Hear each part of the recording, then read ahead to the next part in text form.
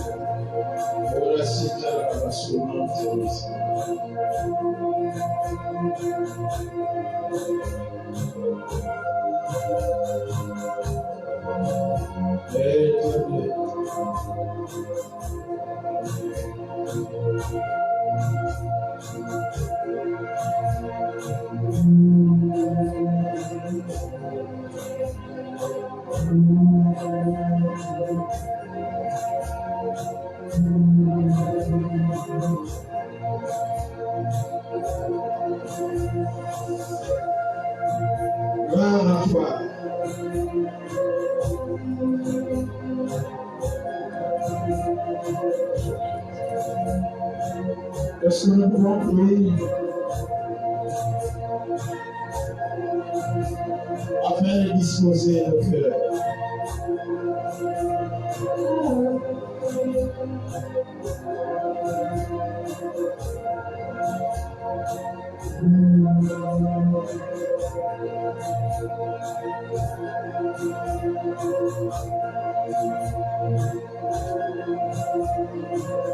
Priez pour toi-même.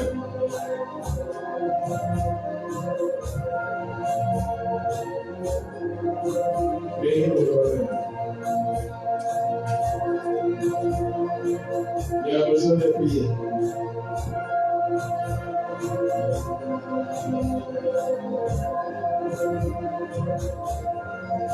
Les disciples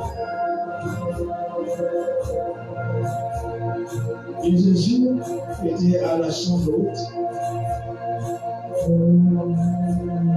Ils étaient rassemblés à la chambre haute. Ils n'étaient pas en train de raconter des histoires.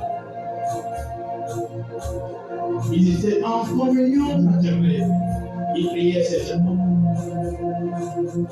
Dans une position de prière. Et c'est cette position que je veux que tu fasses pendant le moment où je serai en train de prêcher. La bonne position de réception. La position de recevoir.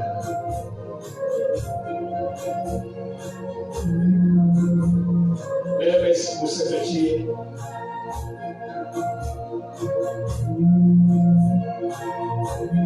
Merci pour ce que tu fais. Merci pour ce que tu es.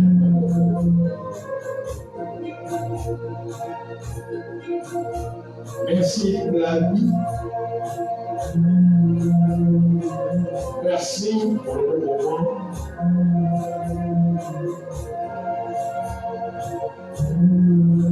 Merci pour l'aide.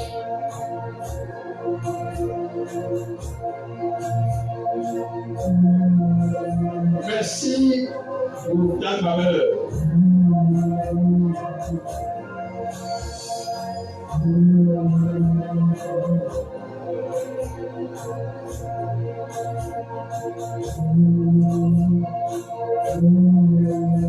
Alors, nous avons vu que on était à la paille. On a vu ce que Jésus a fait pour nous sur la croix. Et on parlait de la malédiction.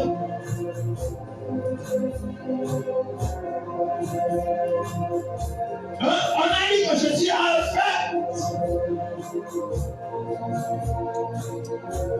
cette malédiction pour nous, à notre place à la croix. Et c'est cette malédiction, parce qu'il avait pris cette malédiction malédiction qui était pour l'humanité. Il est allé au séjour de mort. Je suis en train de jouer. Il est allé au séjour de mort.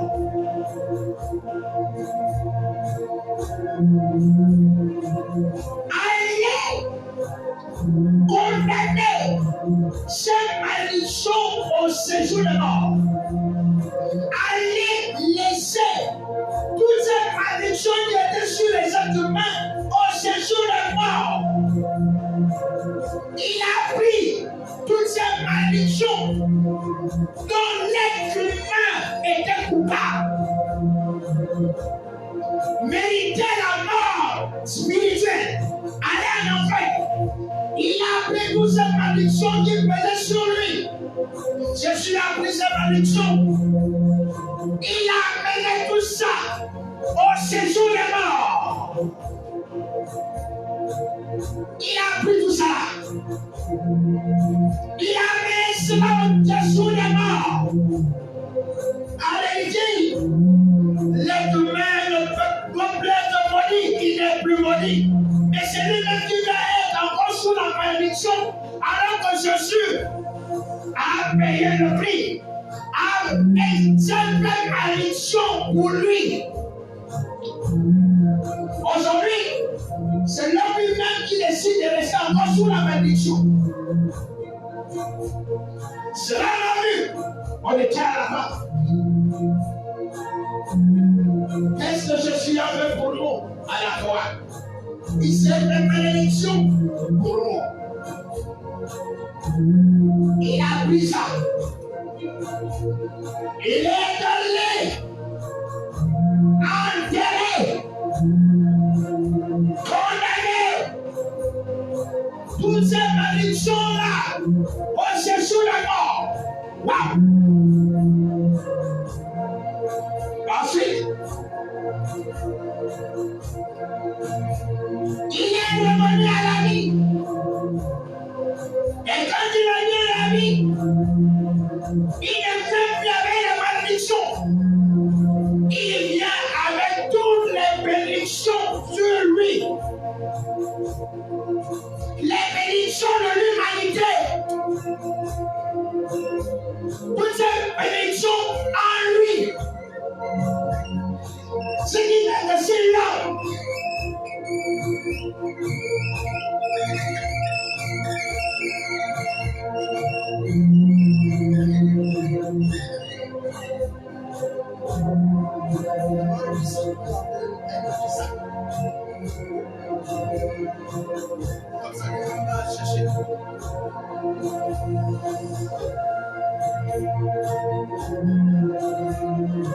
Donc, en allant déposer toutes ces malédictions-là, il revient avec les bénédictions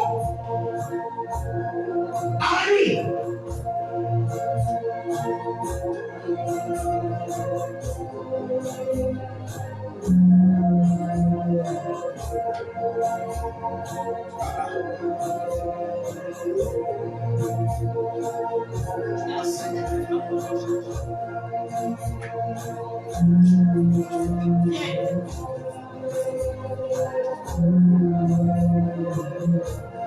Jésus revient avec les bénédictions de l'humanité.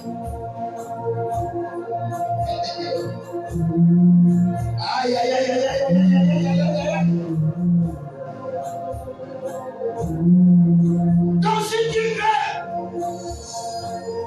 recevoir ces bénédictions en toi, il te suffit une simple chose. Accepter Jésus.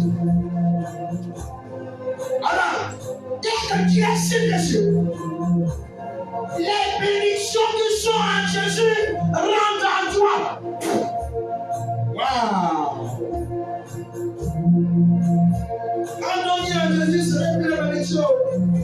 Tu rentres dans Jésus, tu es immergé dans les bénédictions. C'est ça être en Christ. Et immergé dans les bénédictions. Waouh, waouh, waouh, waouh. Parce qu'il y a pris en Jésus la malédiction. La Bible dit dans Romains 8. Il y a un point de condamnation. Ça veut dire qu'il y a un point de malédiction pour ceux qui sont en Christ. Il n'y a plus rien. Dès que tu as accepté Jésus comme ton sauveur et Seigneur, il n'y a plus de malédiction. Alléluia, je disais que si tu continues à subir, ce n'est plus la malédiction. C'est maintenant ta mentalité et ton caractère. Ce n'est pas le Seigneur que je veux parler aujourd'hui.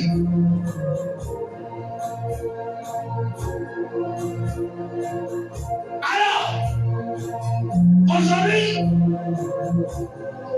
je vais parler de l'une des bénédictions dont nous nous sommes appropriés quand nous avons accepté Jésus. Et cette bénédiction, c'est l'accomplissement de la promesse, le baptême du Saint-Esprit. L'une des bénédictions que nous avons acquis dans le sacrifice de Jésus, c'est le baptême du Saint-Esprit. Alors le baptême du Saint-Esprit, c'est l'accomplissement de la promesse. C'est l'une des bénédictions dont nous avons acquis du sacrifice de Jésus à travers le sacrifice de Jésus. Et c'est ça là que nous commémorons aujourd'hui. La Pentecôte. La Pentecôte. La Pentecôte. Alors, je vais vous faire un déroulé. Un déroulé. Pourquoi on parle de Pentecôte? Je vais faire un déroulé. Je vais vous éclairer. Pourquoi Pentecôte? Aujourd'hui, ce ne serait plus l'introduction. Et si vous allez continuer à me suivre, vous allez continuer. Je vais continuer à vous bénir, à vous expliquer. Mais aujourd'hui, ce ne serait plus l'introduction.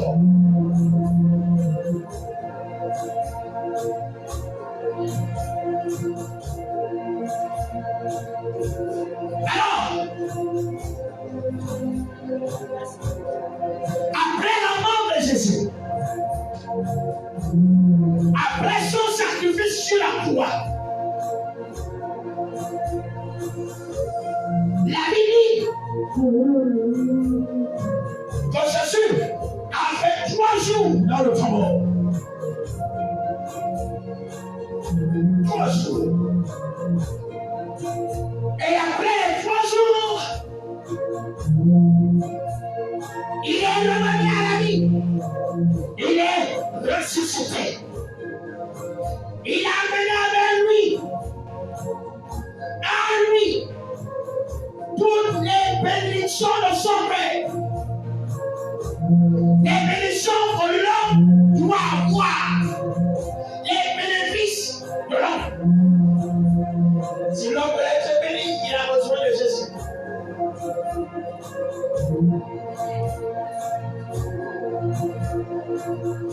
Donc, après 3 jours dans le tombeau, j'ai dit ça fait le tourner. Après 3 jours dans le tombeau, Jésus ressuscite. Après 3 jours.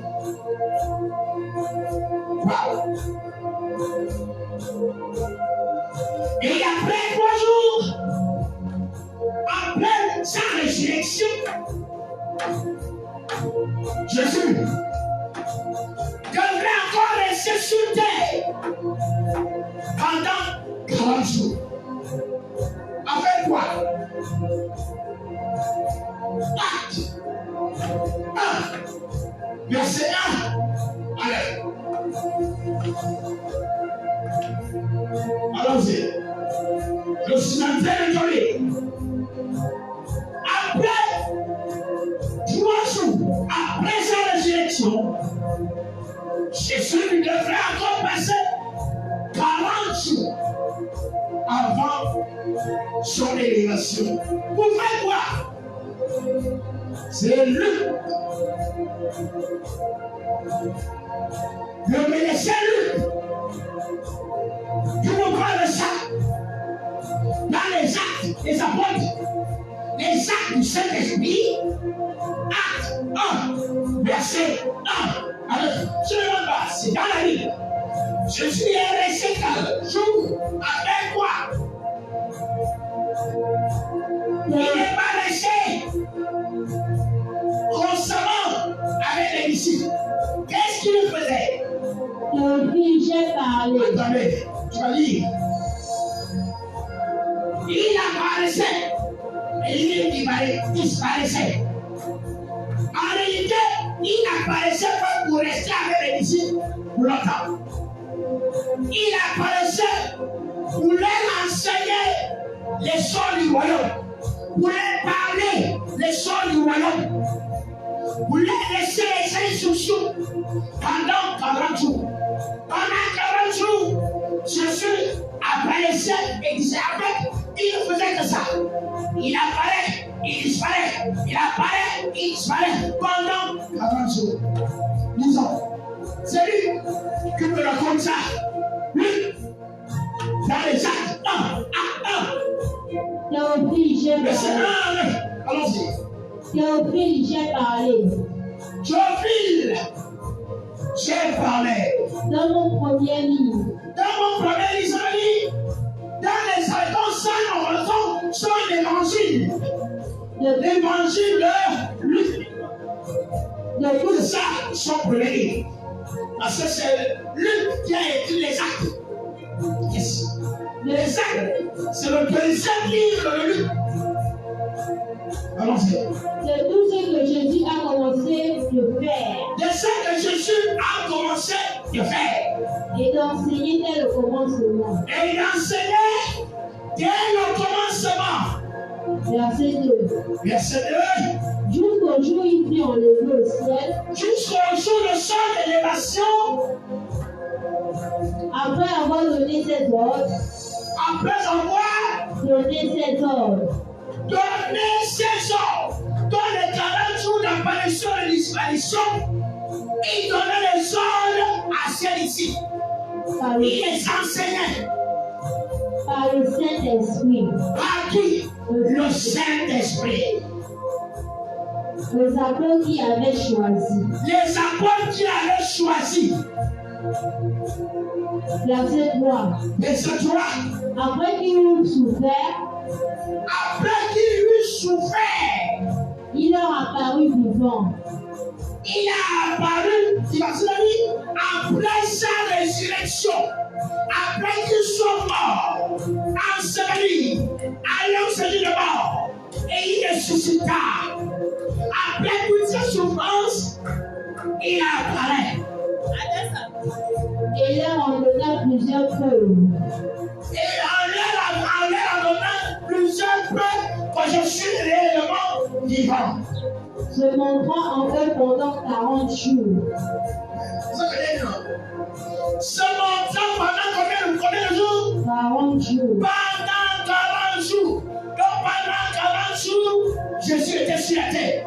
Mais il ne restait pas constamment avec ses disciples. Il apparaissait, il disparaissait. Il apparaissait, il disparaissait. Il apparaissait, il disparaissait. Parce qu'en vérité, il n'avait plus son corps. Nous le savons là. Son corps avait maintenant la possibilité de disparaître et il apparaît. Et parlant des choses qui concernaient le royaume de Dieu. Pendant tous ces 40 jours d'apparition et de disparition, Parlant des choses il parlait à ses disciples les choses qui concernaient qui le royaume concernaient le royaume de son Père. de Dieu. Ça qu'elle décide, devait laisser à faire. L'homme qui devait laisser à poursuivre après lui.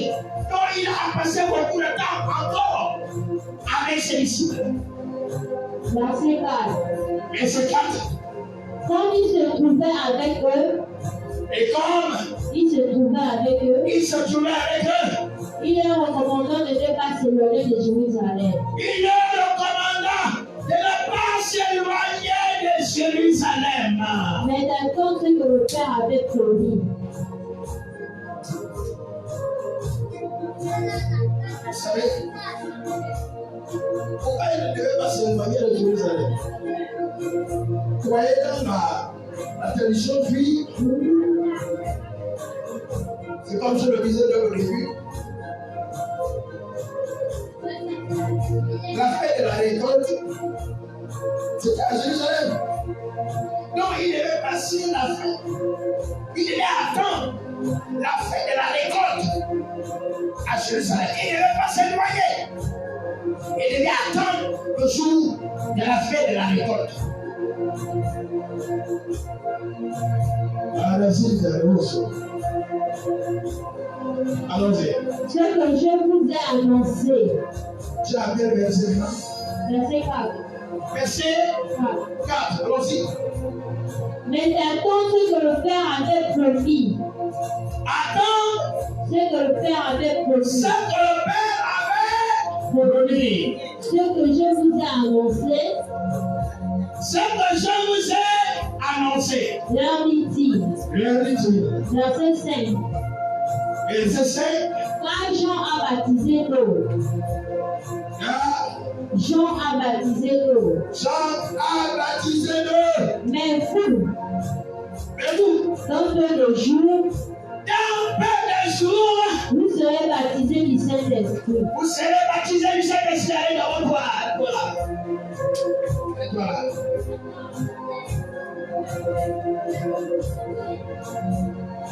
En réalité, alors que Jésus s'apprêtait à monter, il devait leur donner une dernière parole. Il devait leur donner une dernière prophétie. Une dernière prophétie. Et quelle était cette prophétie? Le baptême du Saint-Esprit. Il devait attendre être baptisé du Saint-Esprit avant de poursuivre l'œuvre qui les a enseignés, qui les a confiés à faire, avant d'exécuter les ordres qu'il leur donna pendant 40 jours. Alors qu'il devait maintenant partir, il lui a fallu une promesse. Il prophétise. Il dans peu de jours. Et il ne vous éloignez pas de Jérusalem. Dans peu de jours. Dans peu de jours. Il prophétise. C'est une prophétie. Dans peu de jours. Vas-y, dans peu de jours. Dans peu de jours, vous recevrez à eux. Vous recevrez. Vous serez baptisés du Saint-Esprit. Vous serez baptisés. Quelle est la prophétie? Vous serez baptisés du Saint-Esprit. Alors la prophétie de Jésus, le baptême du Saint-Esprit. Dans peu de jours, vous serez baptisés du Saint-Esprit. Quelqu'un ici de Jésus. Jésus t'a promis d'être baptisé, nous être baptisé du Saint-Esprit. Dans peu de jours, vous serez baptisés du Saint-Esprit. Jésus était en train de prophétiser. C'était la dernière prophétie de Jésus avant son élévation. Vous allez voir, ça prend que l'oreille qui sera. Il va. Il était partie. Dans sa dernière prophétie, avant son élévation, la dernière chose, sa dernière parole qu'il a eu à prononcer, c'était une prophétie. Vous serez baptisés du Saint-Esprit dans le jour. Et vous allez voir, c'était au 40e jour. C'est au 40e jour. Et c'est ce que nous avons vu. Que le 40e jour était l'ascension. Donc Jésus, sa dernière parole, avant de partir, il a dit, et il prophétisa, en disant, vous, dans peu de jours, vous serez baptisés. Avant cela, Jésus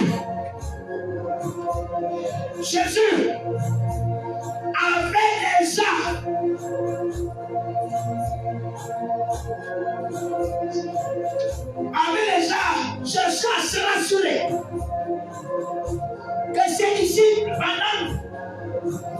avant sa mort, pendant son ministère, ses disciples n'étaient pas sauvés. Ils n'étaient pas bien nouveaux. Toute la première chose, Dieu, Jésus, rassure. Il a vu, après sa résurrection, il devait d'abord faire naître de nouveau ses disciples. Avant de continuer dans les actes, nous allons voir les disciples de Jésus étaient d'abord nés de nouveau avant d'être baptisés du Saint-Esprit. Alors tu ne peux pas être baptisé du Saint-Esprit sans d'abord passer par la nouvelle naissance. Non. Il faut d'abord être né de nouveau. Ensuite, se faire baptiser du Saint-Esprit. Jésus a d'abord fait naître ses disciples de nouveau. Allons dire Jean, chapitre 20, verset 22.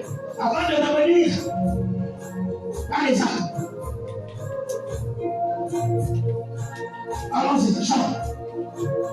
Épître de Jean, chapitre 20, verset 22.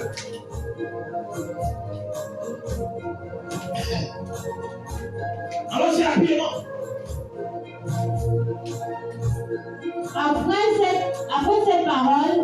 Après ces paroles, il souffla sur eux. Et leur dit, recevez le Saint-Esprit. Recevez le Saint-Esprit. En réalité, en soufflant sur eux, il mettait dans leur esprit le Saint-Esprit. C'est ça la nouvelle naissance. Le Saint-Esprit en vous. C'est donc laquelle je suis souffle. Regardez. Quand Adam était devenu une argumente, qu'est-ce que tu as fait? Il souffle. Il souffle dans les narines d'Adam. Que Adam devient une âme vivante.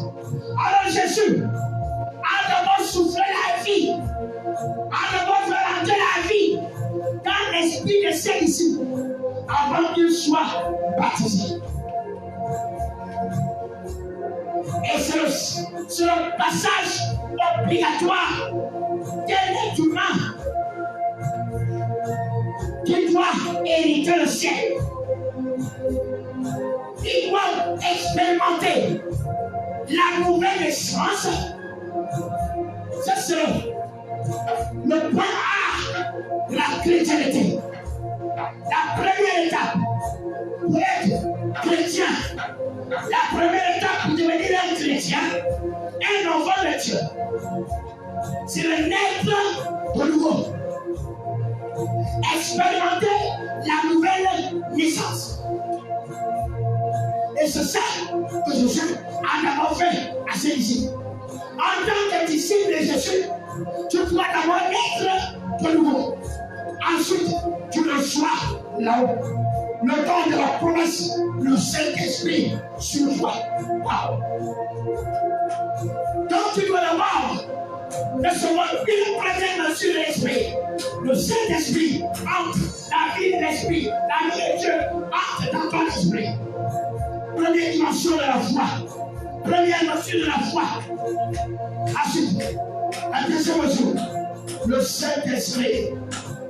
Le Saint-Esprit doit venir te porter ton manteau. Tu dois porter le manteau. Le Saint-Esprit doit venir sur toi. Pentecôte.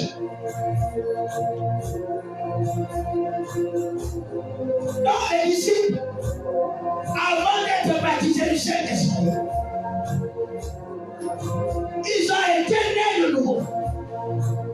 Ils ont d'abord expérimenté la nouvelle naissance. Ils sont nés d'abord de nouveau. Alors tu ne peux pas expérimenter le baptême du Saint-Esprit sans d'abord expérimenter la nouvelle naissance. La naissance de ton esprit. Continuons.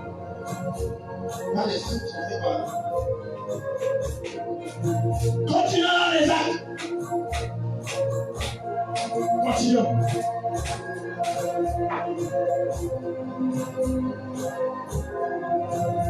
Continuons dans les actes.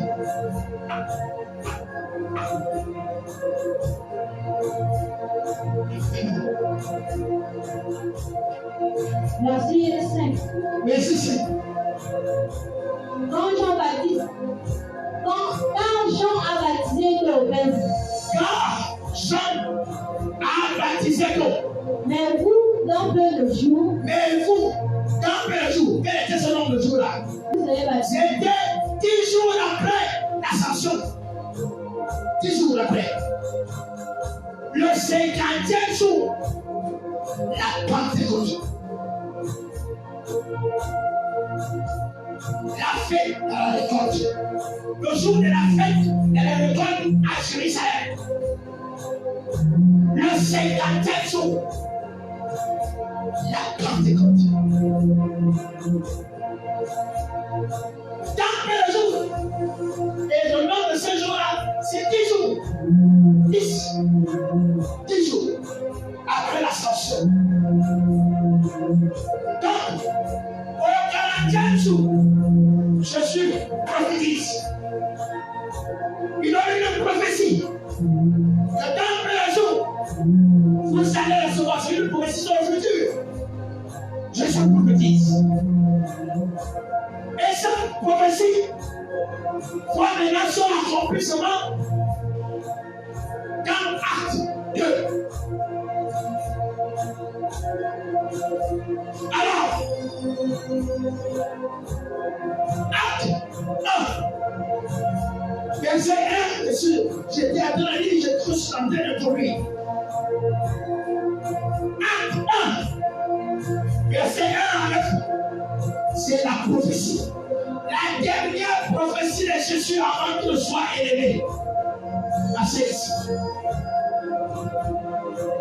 Ensuite, l'accomplissement de cette prophétie, il avait dit quelque chose. Donc 10 jours après, la prophétie s'est accomplie. Il s'est accompli pour qui? Regardez. La Bible dit dans Matthieu 28. Allez et faites de toute nation des disciples. En réalité, quand tu deviens, les disciples ne sont pas limités à 12. Quand tu acceptes Jésus, tu deviens son disciple. Alors, la promesse, la prophétie était pour tous les disciples de Jésus. Donc, dès que tu deviens disciple de Jésus, tu dois expérimenter le baptême du Saint-Esprit. Le baptême du Saint-Esprit.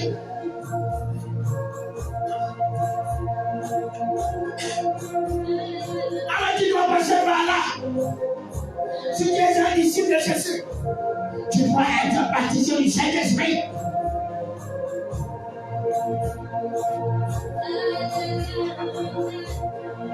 Tu dois être baptisé du Saint-Esprit. Alors nous sommes en train de faire nos commémorer la descente du Saint-Esprit sur les disciples. Waouh!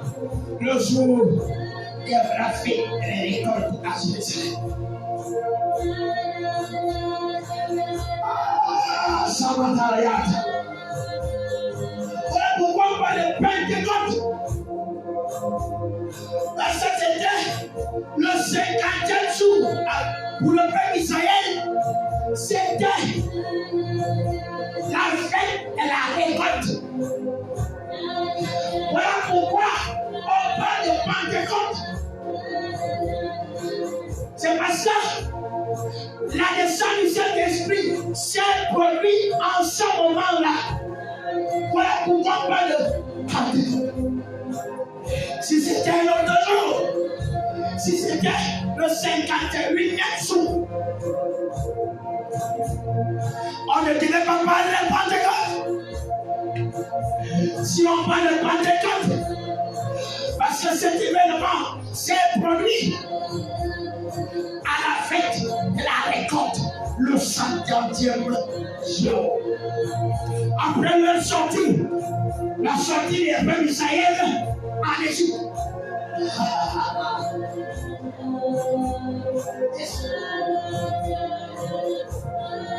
Alors chaque 50e jour, c'était la fête, on appelle ça des prémices, la fête des récoltes. Et cet événement s'est passé ce jour-là. C'est comme la Pâque. La Pâque pour les Juifs était une fête. C'était une fête. Et la Pâque, aujourd'hui, pourquoi on fait la Pâque? Parce que c'est à ce moment-là que Jésus s'est sacrifié. Voilà pourquoi on parle de la Pâque. Si c'était l'autre jour, on ne parlerait pas de la Pâque. On ne parlerait pas de la Pâque. Si on parle de la Pâque, on parle de la Pâque. Qu'est-ce qu'on doit voir? Le sacrifice de Jésus. Donc quand on parle de la Pâque, quand tu vois quand on entend Pâque, ce qui peut venir dans ton esprit, le sacrifice de Jésus. Et quand on parle de Pentecôte, ce n'est pas la fin de récolte. Ce qui vient doit venir dans ton esprit, la descente du Saint-Esprit sur les disciples de Jésus. Alors cette promesse n'était pas limitée aux 12. Les quand tu t'appelles disciples de Jésus, cette promesse est pour toi. La preuve, quand cet événement était passé dans la chambre haute, alors qu'ils étaient à la tente, il n'y avait pas que 12, il y avait d'autres personnes. La Bible dit, ils étaient au nombre de 120. Donc, il n'y avait pas que les 12, il y avait même Marie sa mère. Ils étaient au nombre de 120 à la chambre haute. Alors c'est ce qu'on dit, le baptême du Saint-Esprit n'est peut-être pas seulement une promesse pour les 12, c'était pour tous les disciples de Jésus. Et quand tu deviens enfant de Dieu, né de nouveau, cette bénédiction est pour toi. Cette bénédiction est pour toi. Cette bénédiction est pour ton droit. Tu as le droit d'être baptisé du Saint-Esprit. Voilà pourquoi aujourd'hui, tu dois avoir la position de recevoir. Parce que c'est pour toi. Ce jour-là est pour toi. Ce jour est pour toi. Tu dois recevoir le Saint-Esprit.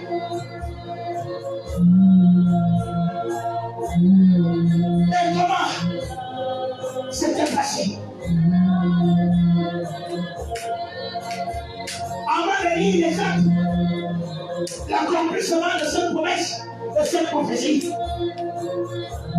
Cette prophétie avait été déjà faite par le prophète Joël.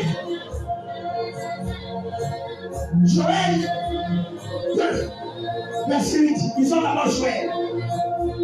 Dieu avait déjà prophétisé cela par la bouche de le prophète Joël. Le baptême du Saint-Esprit. Jésus n'a fait qu'en confirmer. C'était une prophétie qui était déjà faite par le prophète Joël. Mais que Jésus a seulement confirmé en précisant ce qui c'était. Il s'agissait du Saint-Esprit. Or, quand Joël parle, il n'y a pas vraiment de pression là-dedans. Alors c'est Joël 2, verset 28. Et cette prophétie de Joël, vous allez voir dans Acte 16, l'apôtre Pierre dit, ce que vous voyez, ce que vous entendez, c'est ce que le prophète Joël avait dit.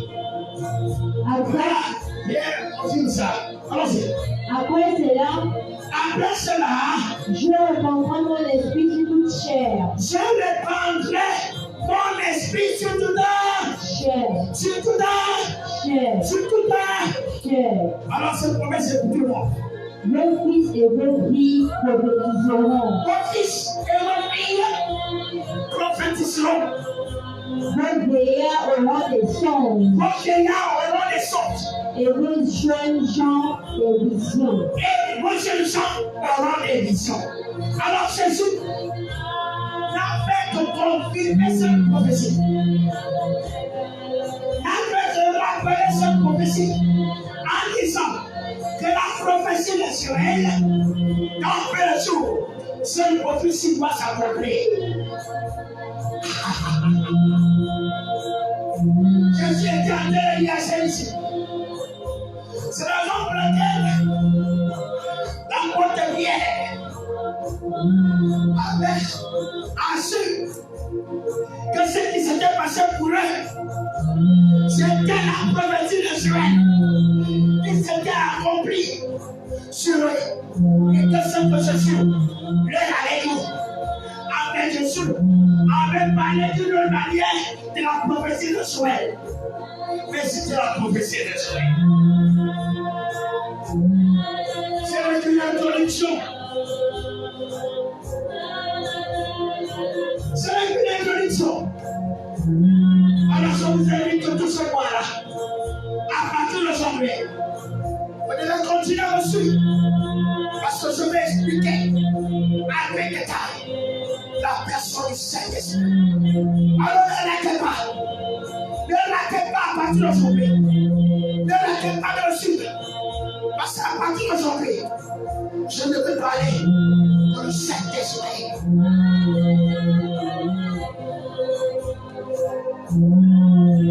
Je ne parlerai que le Saint-Esprit.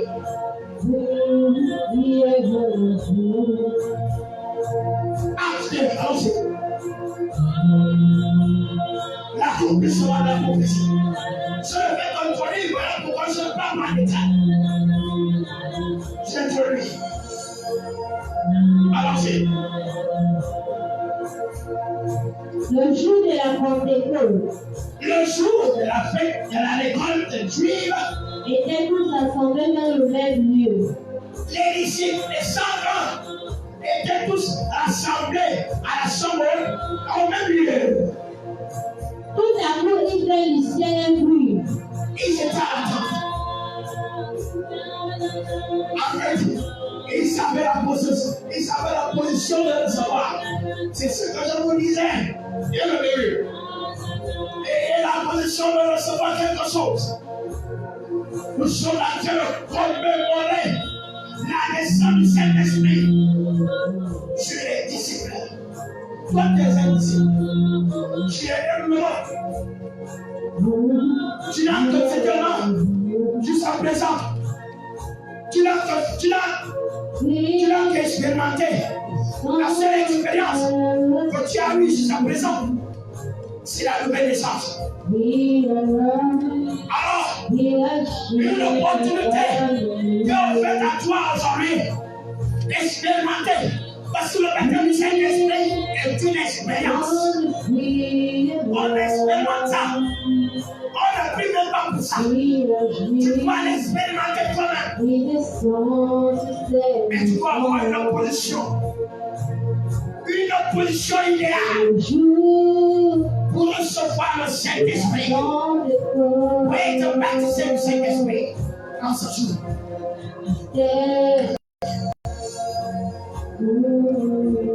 Allons-y.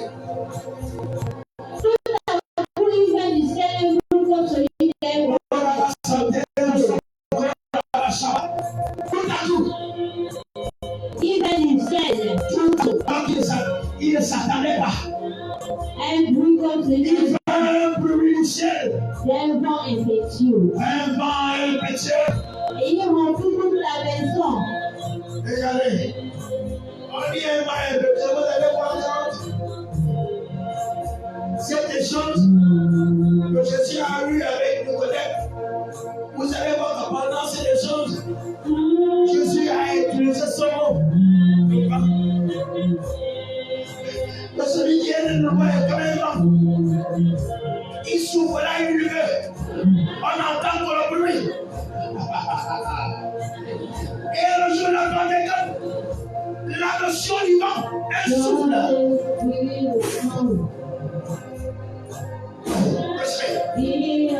Ah, toi qui me suis. Reçois. Reçois. Reçois. Reçois. Reçois.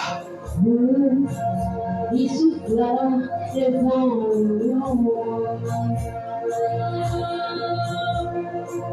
ayant rempli toute la maison et Il a pris toute la maison là où ils étaient. assis. Assis. Des langues Les langues semblables à des langues de feu semblables à des langues de feu leur apparurent, leur apparurent, séparés les uns des autres, séparés les uns des autres. et ils se posèrent sur chacun d'eux. Ils se posaient sur chacun d'eux. Qu'est-ce que vous dites? La prochaine fois. Aujourd'hui, que disais que je viens juste être mourir. Alors, restez avec moi. La prochaine fois, je veux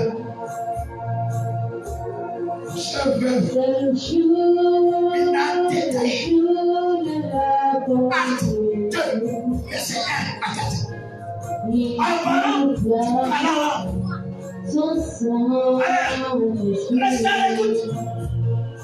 Restez à l'écoute. Seigneur nous dit les choses. Parce qu'il y a des gens qui disent, est-ce que tu me parles? Est-ce que tu me parles qu'on parle là? Je vais vous expliquer. Tu vas te rendre compte que oui. C'est ça le baptême du Saint-Esprit. C'est l'expérience. C'est la preuve. Tu dois parler la langue. Je viendrai dessus en détail. Suis-moi. Aujourd'hui, c'est juste une introduction. Je vais entrer dans les détails. Pour expliquer bien. Verset 1 à 4. Aujourd'hui, je voulais juste faire une échelette. Jusqu'à la Pentecôte. Dans ce jour, il fallait que j'explique comment je parle de la Pentecôte. Dans le prochain jour, je vais détailler. Je vais détailler. Restez à l'écoute. Et laissez ensuite sur ses enfants. vous savez les Allah est selon l'amour. C'est à lui la présence du Saint-Esprit. Je n'ai la pensée comme alors si tu avais les doutes, c'est tellement tu croyais que tu n'es pas. descendit si ses enfants. Tu n'as pas cette joie. Cette joie légale d'être baptisé du Saint-Esprit. Esprit Saint, En ce jour de commémoration de la naissance du Saint-Esprit, il descend sur ses le jour de la naissance enfants. du Saint-Esprit sur les disciples. Et pour te dire, tu as son joie. Tu as acquis son joie. Il agit Tu as puissamment. cette joie de bénédiction là. Cette bénédiction est pour toi. Toi qui es nouveau, qui n'as jamais expérimenté le baptême du Saint-Esprit. Oui, C'est pour toi. il agit, il descend sur ses Moi, je m'en enfants. vais une bonne attitude. C'est pour toi. Il souffla d'inventer. C'est un devoir. C'est même une obligation. Oui, surgit. C'était la présence du Parce qu'en Saint-Esprit. réalité, Jésus peut continuer à manifester le son plein en toi. Et cela sépare le baptême du Saint-Esprit. Oui, Jésus veut continuer à guérir. qu'est-ce qu'il faut pas le faire? Jésus veut continuer à sauver, à guérir les malades, à faire des miracles à travers toi, toi chrétien. Donc Dieu a besoin d'être baptisé. Sans le baptême du Saint-Esprit, ces choses ne peuvent pas se manifester en toi. Si ses enfants D'où l'importance pour Jésus de rappeler cette prophétie à ses disciples. Et dans le jour, vous allez être baptisés du Saint-Esprit. reçoit le Saint-Esprit.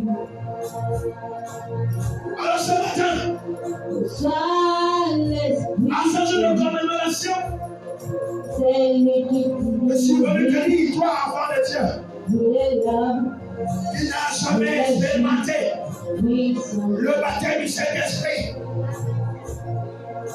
Ne dis pas que jour c'est le nom de personne.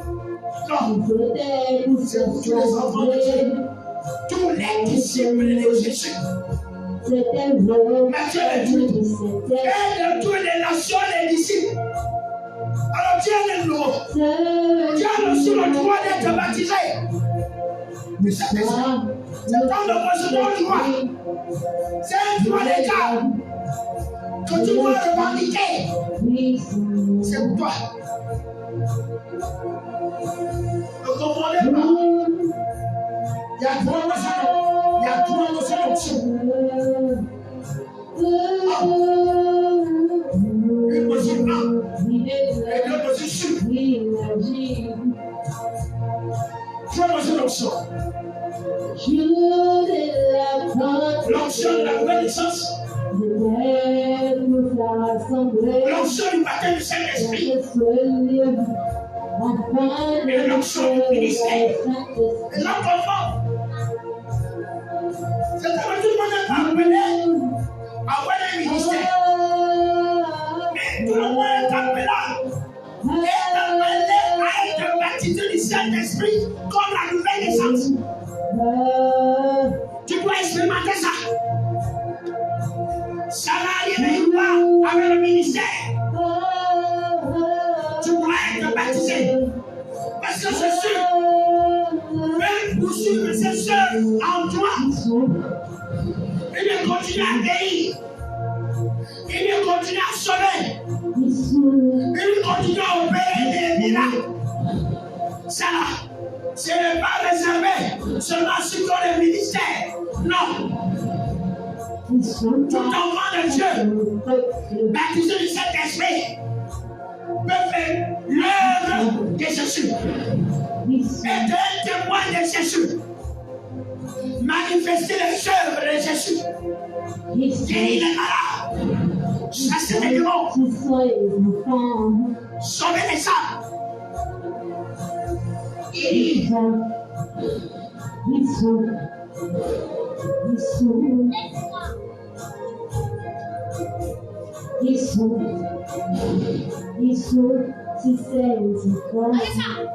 La Bible dit à tous ceux qui ont cru, à tous ceux qui croient en Jésus,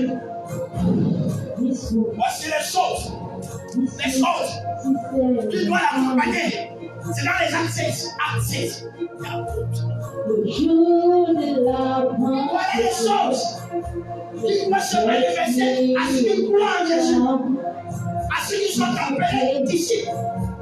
Avant donc ils chassent les démons, ils guérissent les malades, ils font des miracles, ils se font des miracles.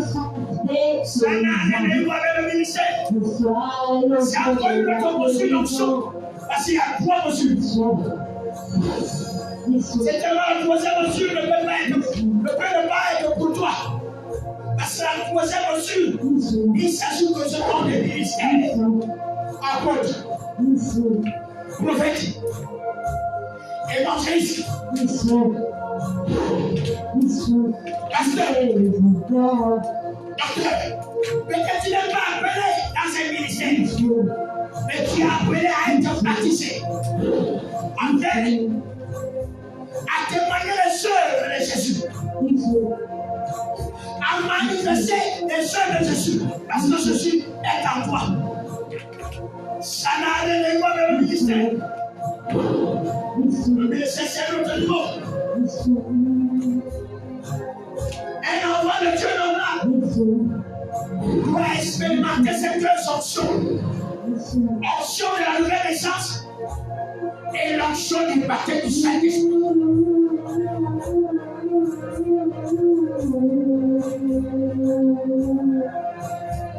C'est la raison pour laquelle dans le baptême du Saint-Esprit, je vais revenir là-dessus la prochaine fois. Dans ce baptême, c'est la langue qu'on va parler en langue. C'est la manifestation de ce baptême. Je vais revenir là-dessus, c'est un texte. Il y a des gens qui ont des doutes. Et les gens qui disent que ça, c'est tout le monde qui parle la langue. Mais moi, je suis pas, je vais dire oui. En fait, quand tu dis, est-ce que c'est tout le monde qui doit parler en langue, c'est comme tu me disais? Est-ce que c'est tout le monde qui doit être baptisé du Saint-Esprit? Non. Là, tu te trompes. Tout le monde doit être baptisé, tout enfant de Dieu doit être baptisé du Saint-Esprit. Oh, c'est la véritable bénédiction que Jésus a acquis par son sacrifice. C'est pour toi. Qu'on ne te trompe pas. On ne te dit pas, est-ce que c'est tout le monde qui doit être? Non, tu vas dire dans la renaissance, tu n'es pas mentionné. Hey!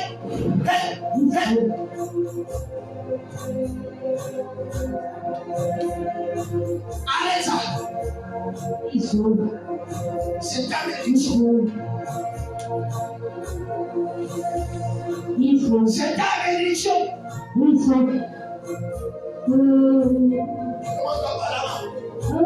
L'enfant de Dieu comme à la oui. Peut-être Dieu ne peut les suivre. On continue à se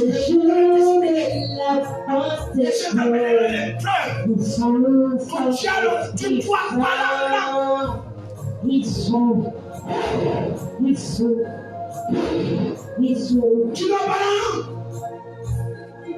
refuser le ballon. C'est refuser le baptême du Saint-Esprit. Quand il n'est pas normal. Ça veut dire quand tu refuses que Jésus t'utilise pour continuer son œuvre. Tu ne sais pas garder.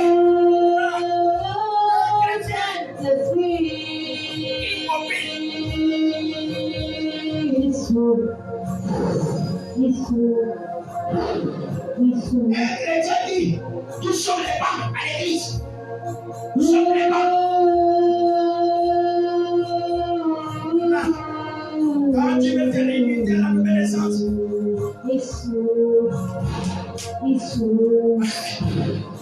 quand tu veux te limiter à la nouvelle naissance, tu n'es plus différent à la religion. Quand tu veux te limiter à la nouvelle naissance, tu n'es pas différent à un religieux qui n'est jamais né nouveau et qui va à l'église chaque dimanche.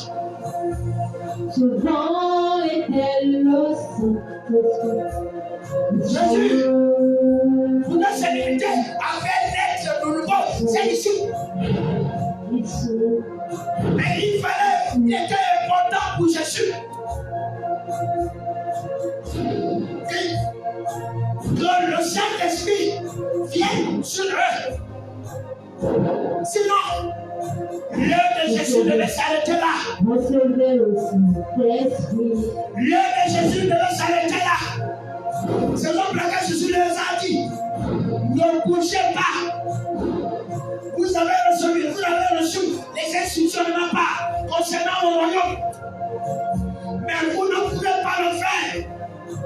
Il y a quelque chose qui va d'abord venir sur vous, qui va vous propulser à faire les œuvres que vous avez dû faire.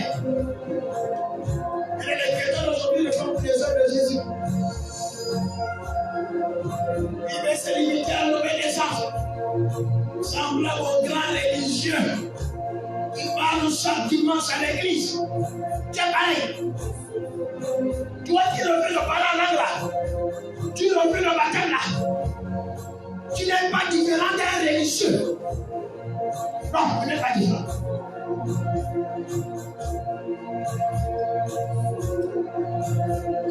Maranatha.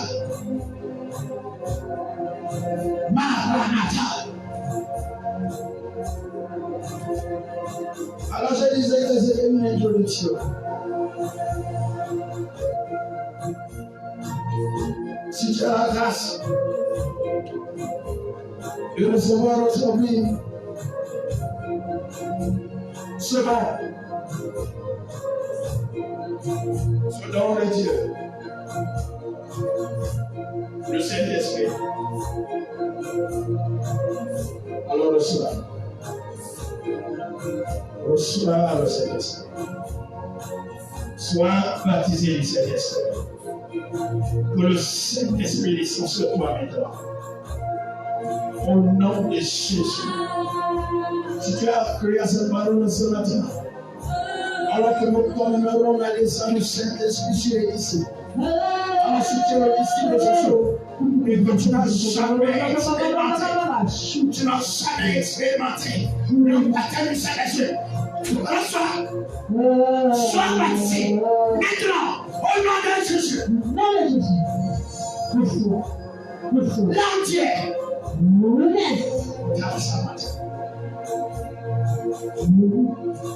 Mais ça doit s'arranger.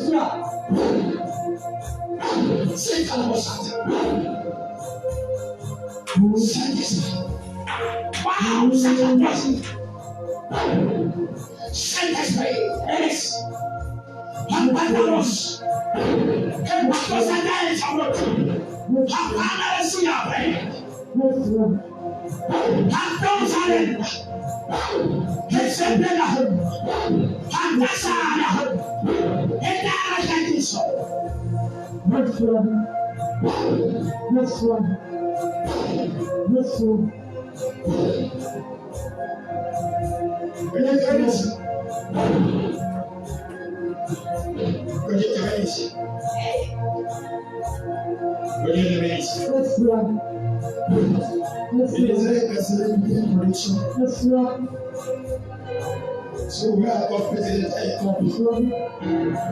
C'est que c'est le baptême du Saint-Esprit.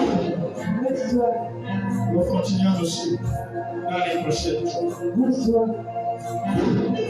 La grâce de Dieu soit sur nous. Que cette motion l'onction comme sur nous. Au nom de Jésus. Amen.